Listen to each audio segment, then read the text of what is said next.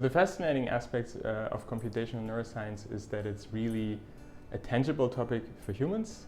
So everybody has a brain, yet we don't really understand how the brain works. One thing that really keeps me up at night is that if you, for instance, meet somebody for the first time, you can remember them and you can recognize them sometimes years later in a very different context.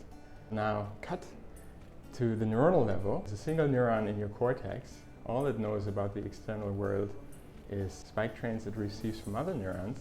How does this single neuron contribute to this computation, to memory and recognition of, for instance, that someone you met?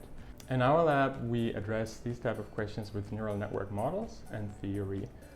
Roughly half of my group is using a deep learning approach. Deep learning uses neural network models, which are very crude simplifications of neural networks in the brain. And the magic really happens through the connections of these neurons and how they interact with each other. If you have a neural network per se, it doesn't do anything useful. It only starts doing something useful when you train it. One major aspect that artificial intelligence has solved is basically training these deep neural networks by learning from data.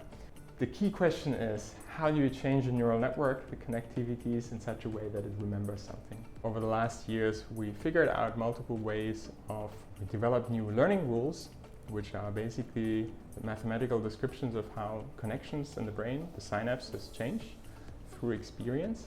You can study deep neural networks in the computer, similar to what our colleagues, for instance, do with the real animal. And that's how AI helps us basically to understand how the brain works.